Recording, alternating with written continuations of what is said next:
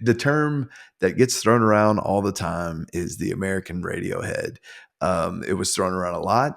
Tweety apparently wasn't too crazy about it. I mean, which makes sense. No one wants to be like, I'm not me, I'm an American, someone else. But in a 2004 interview, he dismissed it as a quote, critical shorthand for, I don't know what to tell you it's like, but trust me, you'll like it, unquote.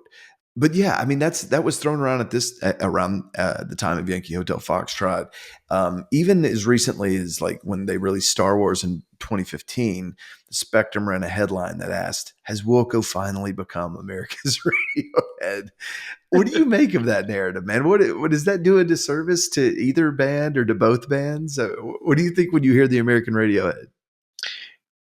Well, first of all, I'm hearing this for the first time in the last week or so. So, the first time I heard it, I was just thought that that's kind of silly, just the comparison.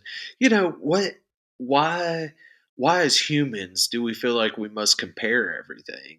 We do it in sports and art and culinary and all these different areas. But I'm a huge fan of Radiohead. They might, I would say they're my favorite band Yeah. and have been for most of my life.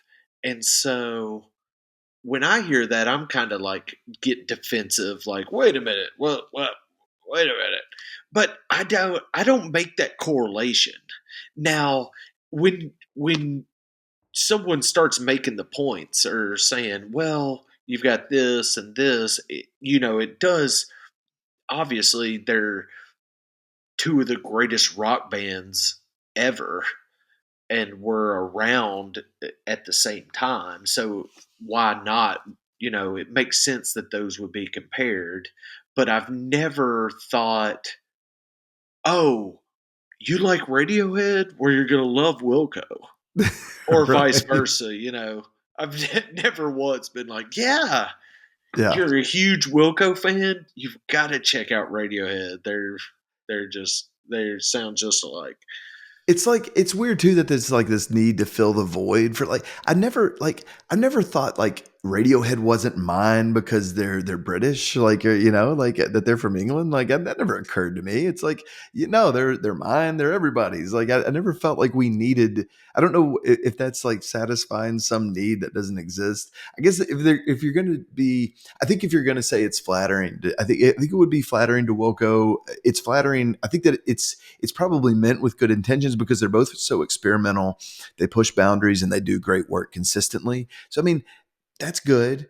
I don't think we need to find like the equivalent or anything like that because you're right. It opens up this whole like there's almost this competitive aspect of it, or which band's outpacing the other one or whatever. And that's I don't know. It's weird posturing that just doesn't. It's not necessary. You know what I mean? Like it's like you said. It's one of the reasons you love sports, right? It's like there's a winner, there's a loser. But we try to do that with everything. We try to do it with films. Where this is the best picture, this was the best actor, and this is the best album. Yeah, it's a weird flex.